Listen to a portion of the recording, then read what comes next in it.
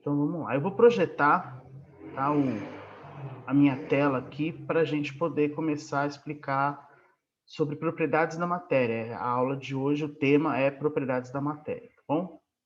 E aí, à medida que vocês vão tendo dificuldade de entendimento, vocês me interrompam, que aí eu paro tudo aqui e a gente explica para vocês. Deixa eu... Aí, pronto. Então, aqui, essa é a nossa aula de hoje. Nós vamos falar sobre propriedade da matéria, certo? É uma aula de química bem simples, é um conceito que às vezes vocês já devem ter visto em algum momento da vida escolar de vocês, são coisinhas básicas sobre a matéria.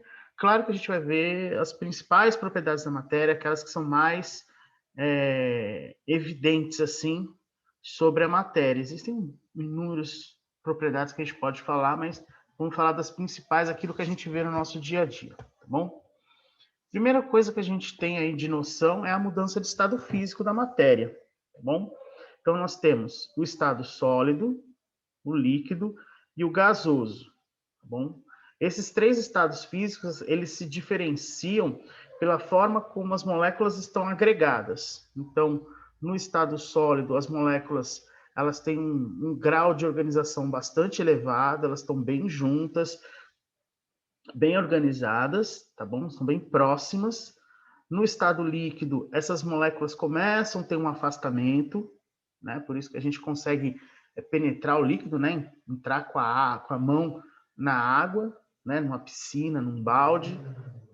E depois nós temos o estado gasoso, onde as moléculas já estão num grau de afastamento bastante grande, elas estão mais agitadas, né? Então o grau de agitação das moléculas também aumenta à medida que eu vou passando os estados físicos.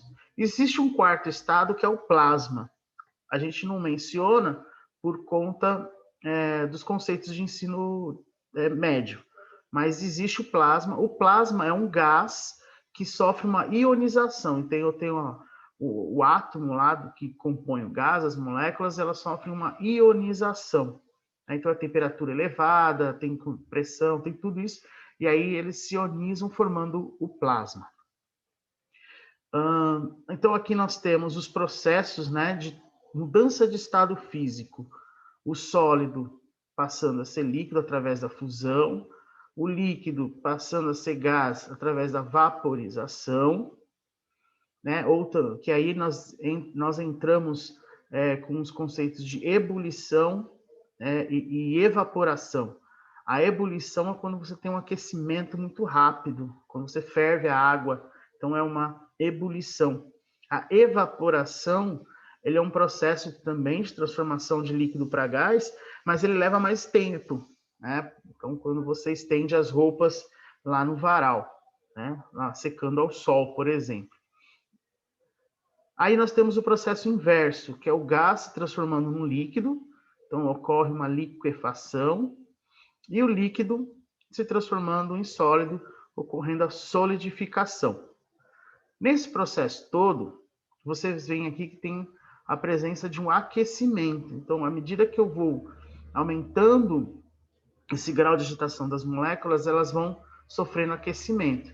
À medida que eu resfrio, né, o sistema, o grau de agitação das moléculas diminui.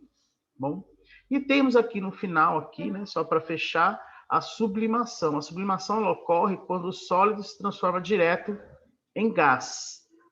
Então, as naftalinas, né, que são utilizadas aí como parte de produto para combate de barata, né, pesticida, essas coisas, ele é um sólido e ele se transforma em gás diretamente, ele não passa pelo estado líquido, tá bom?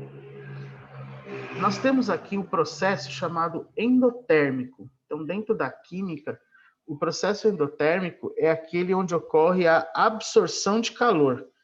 Então, quando você vai ferver a água, é um processo endotérmico, porque você ferve ela, você aquece a água, então você está fornecendo calor. Então, toda vez que tem um aquecimento, há uma absorção de calor, aí existe o processo chamado processo endotérmico. Temos também um processo chamado exotérmico. O exotérmico, ele está associado à liberação de calor, ou seja, naquele processo que você faz, existe uma liberação de calor. Você sente aquele objeto, aquele corpo, aquela substância aquecer. Quando você usa soda cáustica e coloca na água, num balde, para poder fazer uma solução, para fazer limpeza e tudo mais, a soda cáustica, ela libera esse calor nesse processo, tá? Essa dissolução da soda cáustica em água libera calor nesse processo. Então, são dois processos que envolvem calor nas mudanças de estado físico. O endotérmico, que absorve calor, e o exotérmico, que libera calor. Dentro das mudanças de estado físico, a gente tem processo endotérmico na fusão, processo exotérmico na liquefação. Então, na fusão é endotérmico porque a gente precisou aquecer, né? E na liquefação, né, o gasoso se transformando em líquido, é exotérmico porque houve a resfriação, houve o resfriamento na liquefação, tá? Aqui nós temos um gráfico na mudança de estado físico. Nesse gráfico ele está relacionando temperatura, né, no eixo Y, e no eixo X o tempo. Então, à medida que vai passando o tempo, a temperatura também sofre uma variação. É um gráfico bem clássico, ele mostra os estados físicos, né, onde ocorrem as transformações. Então, nós temos nesse gráfico aqui o ponto de fusão e o ponto de ebulição. São as temperaturas de fusão e ebulição, tá? Como a gente viu lá, né, a fusão, ele é um processo de transformação do sólido para o líquido. Então, antes dessa temperatura, toda a substância está no estado sólido. É isso que esse gráfico está dizendo. Ela está dizendo que antes da temperatura de fusão, a substância toda está no estado sólido. À medida que vai passando o tempo e a temperatura variando, então significa que está ocorrendo aqui um aquecimento. Tá? Então a temperatura aumenta à medida que passa o tempo. Vai chegar um determinado momento que essa temperatura se mantém constante. Quando ela se mantém constante, eu tenho a mudança de estado físico. Tá? Enquanto toda a massa da substância não se transformar em líquido, eu tenho aqui o estado físico, tá bom? Chegou mais uma aluna, acho que é a Cleide, se eu não estou enganado com o nome. Se eu estiver errado, me corrija, pelo amor de Deus. Né? Não se preocupe, eu estou gravando a aula, depois eu publico lá no YouTube para vocês. No estado líquido, né, a temperatura volta a subir, aqui a agregação das moléculas já está um pouquinho mais afastada, até chegar no ponto de ebulição, ou temperatura de ebulição, que ela fica constante, e aí existe também a transformação do estado físico, a mudança de estado físico. E depois o gasoso, quando toda a massa dessa substância se transformar em gás, aí a temperatura volta a subir. Então, esse gráfico ele mostra essa mudança de estado físico e ele indica aqui, pelas temperaturas de fusão e ebulição, os momentos onde ocorre a transformação. Tá? Toda vez que tiver a temperatura constante, né, vai haver a mudança de estado físico, e sempre a primeira é fusão e a última é ebulição. Se eu tiver os dois, né? Se eu tiver as duas constantes aqui na temperatura, a primeira sempre fusão e a segunda sempre ebulição. Sobre misturas, né? Então, nós temos algumas substâncias que elas podem se misturar. E dependendo da mistura que elas fazem, né? A combinação, proporção, enfim, tudo isso é levado em conta, tá? Então, tem a porcentagem de um solvente em outro, né? De uma substância na outra, eu posso provocar alguma alteração nas temperaturas de fusão e ebulição. Quando duas substâncias que se misturam e se comporta como com temperatura de fusão igual, né? Ela mantém a temperatura de fusão constante, a gente chama essa mistura de eutética. Então, toda mistura eutética, ela mantém a temperatura de fusão constante. Por exemplo, existe aquelas soldas eletrônicas, né? Aqueles fios de solda. Aquilo ali é um composto, é uma mistura de metais, tem uma proporção, e essa proporção faz com que a temperatura de fusão seja a mesma. Isso é interessante nesse tipo de metal, né? O Carlos está entrando também. Porque na solda, o que acontece? Processo de fusão. Eu tenho lá o fio, né, de solda, ele está sólido e ele vai ser fundido por conta da energia, por causa do calor. E como eu tenho uma composição de metais para dar alguma característica para aquele material que vai ser soldado, a temperatura de fusão tem que ser a mesma. Então, por isso que os engenheiros e químicos produzem e fazem esses produtos com essas misturas, com essa característica. Então, eu, enquanto químico, engenheiro ou engenheiro de produto, eu consigo, com esse conhecimento, né, com essa informação, produzir materiais aí que tenham pontos de fusão interessantes dentro do que eu quero no meu processo industrial. Misturas azeotrópicas. As azeotrópicas, o que acontece? Aqui, quem vai ficar constante é a temperatura de ebulição, tá? Aqui é um E, tá? Não é um F, não. Tá meio apagadinho aqui. Aqui, um exemplo bem clássico é o álcool 70, tá? O álcool 70 aí para vocês. Álcool 70, álcool 98 ou 92, enfim, álcool que a gente tem aí no nosso dia a dia, né? Tá bem famoso agora essa questão do álcool líquido. A proporção que eles são combinados ali, dependendo da proporção, você tem a taxa de evaporação, né? A temperatura de ebulição iguais, né? Então, você fala, professor, mas a água ela é entre ebulição a 100 graus. Então, aí a gente conta um segredinho para vocês. Não é tão a 100 graus assim. Né? Ela é um pouquinho mais baixa, uns 97. Ah, nossa, professor, só 3 graus de diferença?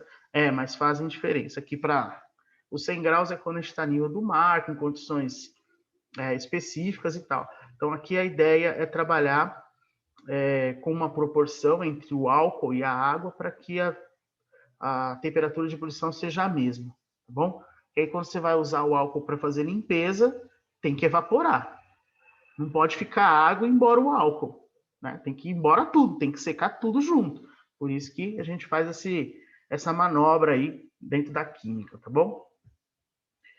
Aqui uma previsão, aqui é como a gente consegue prever as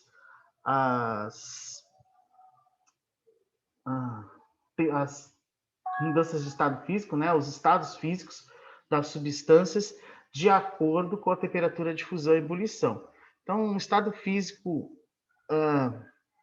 da substância A, por exemplo, a 50 graus, na substância A vai estar sólida. Por quê? Desculpa. Como que eu faço isso? Como que eu penso isso? Eu tenho a substância A nessa condição, a 50 graus Celsius. Só que a temperatura de fusão dela é 660, ou seja, só acima de 660 que ela vai ficar líquida. Abaixo desse valor, ela é sólida, por isso que aqui eu consigo prever o estado físico dela.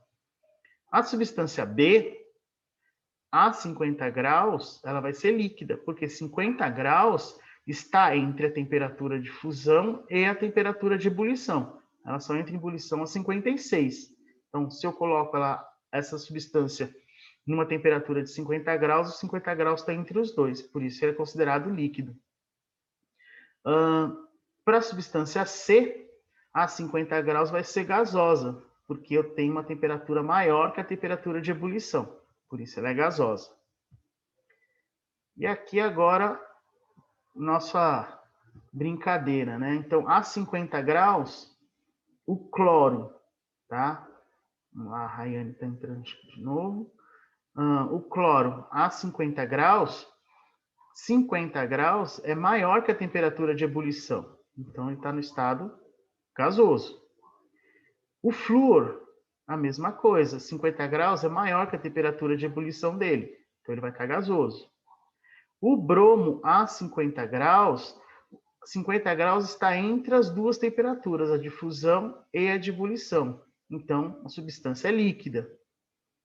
No mercúrio, 50 graus também está entre os dois aqui, né? Que é menos 38 e 356. Também é líquida. Para o iodo a 50 graus, vejam que o iodo ele vai se fundir apenas a 113 graus. E eu coloquei ele a 50. Então, ele está no estado sólido nessa condição aqui. Tá bom? Aí a gente consegue prever algumas características da substância de acordo com a temperatura, né? Então, por isso que o cloro a gente sente o cheiro, né? Temperatura ambiente de 25 graus, a gente sente o cheiro do cloro, que sai lá da cândida, né? Porque ele é vapor, ele não fica líquido.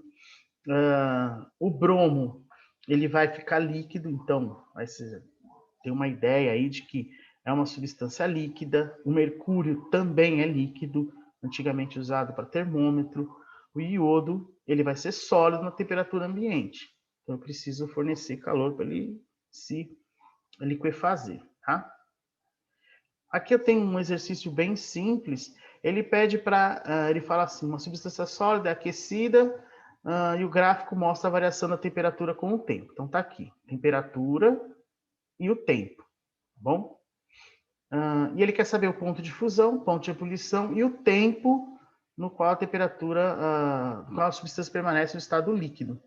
Então, vamos matar as charadas aqui, né? Então, primeiro, a gente vê um primeiro ponto aqui. Primeira coisa, a gente vê uma temperatura constante aqui em cima e outra aqui embaixo. Então, a gente já saca que a primeira temperatura é a de fusão e a segunda vai ser ebulição. Como está um pouquinho acima de 50 e as alternativas aqui mostram com temperatura de fusão primeiro, né, respectivamente 65, então a gente tem a temperatura de fusão de 65 graus. Depois, a gente tem a temperatura de ebulição, que é aqui essa segunda parte constante no gráfico. E para eu saber aonde está a variação de tempo, quando está líquido, eu só vou observar aqui essa curva, né? Essa reta do gráfico, mostrando que a substância está toda líquida. Então, a variação aqui, ó, se daqui para cá é 30, aqui vai ser 5, né? Daqui para cá é 30, ó. De 20 para 30 é 10, aqui eu estou mais ou menos na metade. Então, eu tenho aqui a variação do tempo. Então, seria aí a alternativa D, tá bom?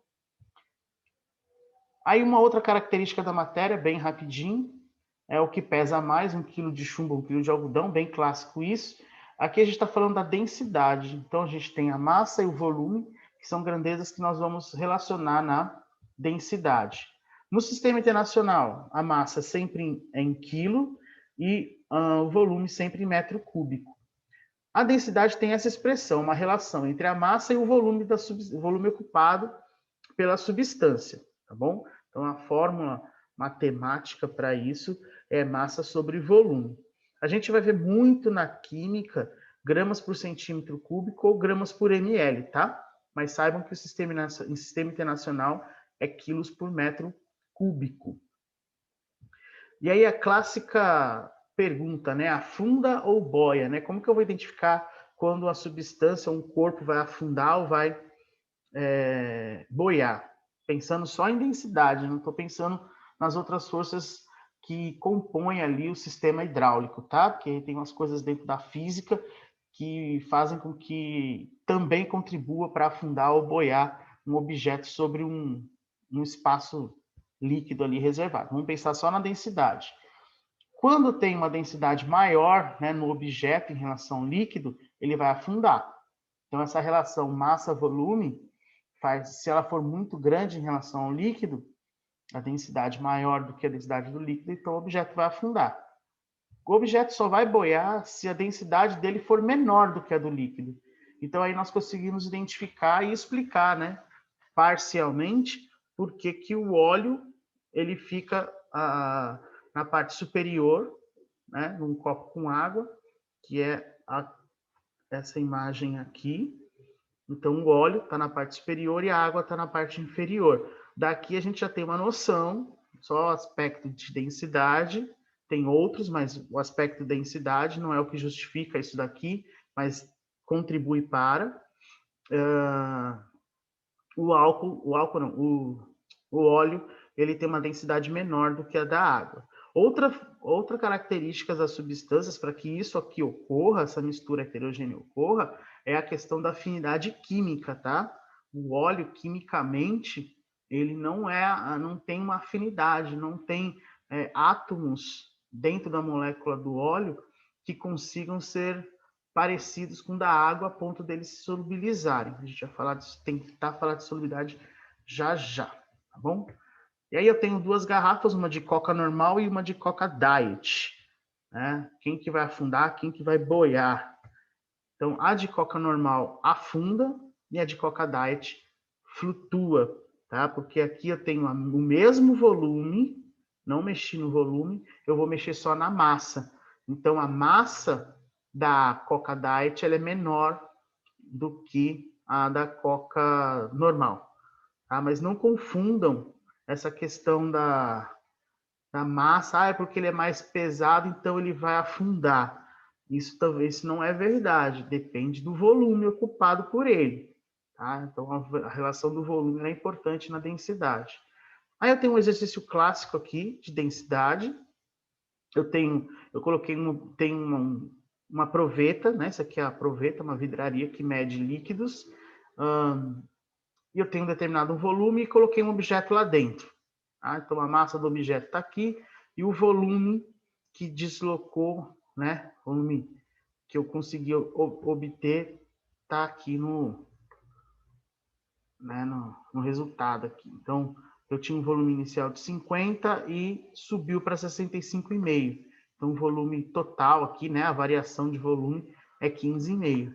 Aí ele quer saber a densidade, eu aplico a fórmula, né, 175,9, que é a massa, dividido pelo volume que eu encontrei.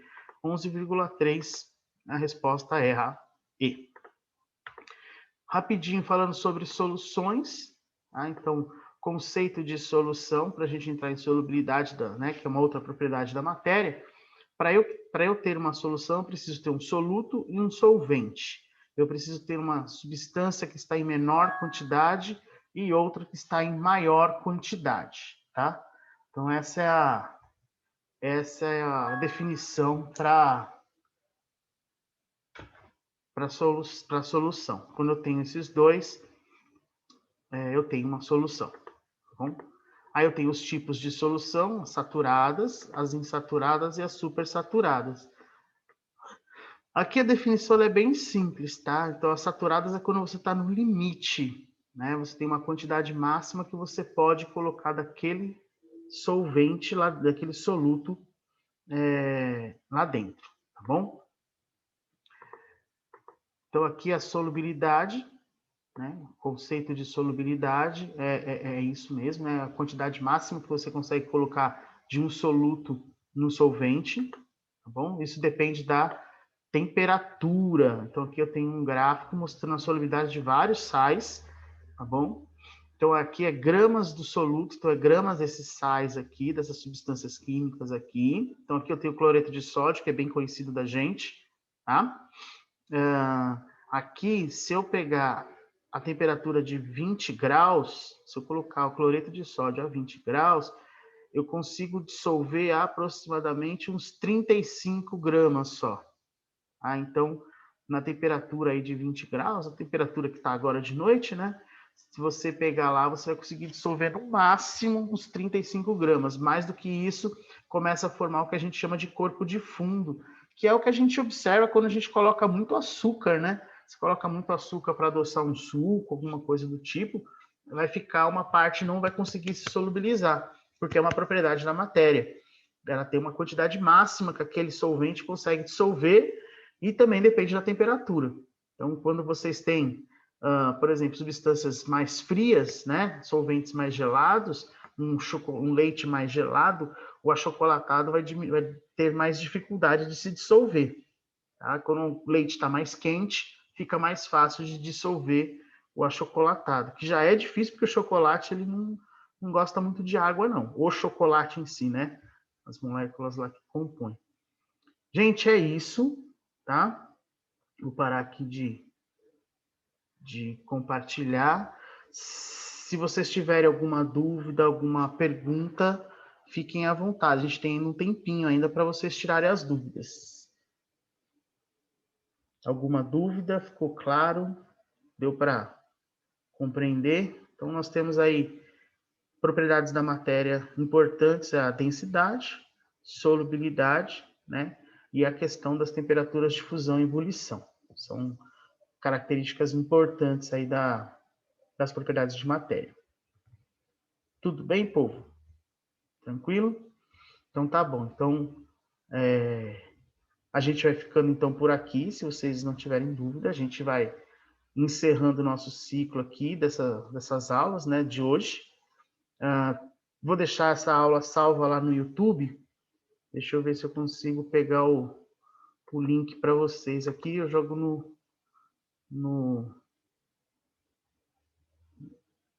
grupo aí para vocês, no chat para vocês aí. Espera aí que eu tenho que sair de uma conta aqui.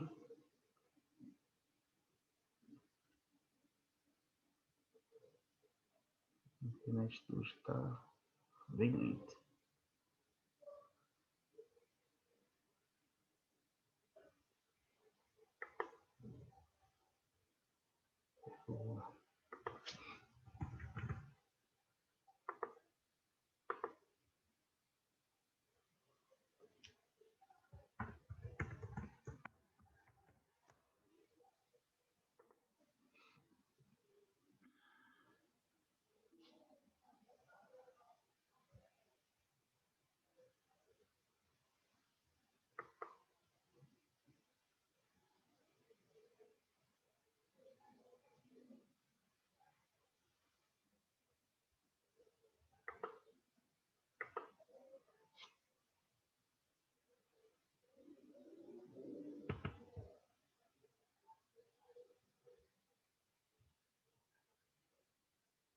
Peraí que eu tô achando aqui o link aqui não tá abrindo.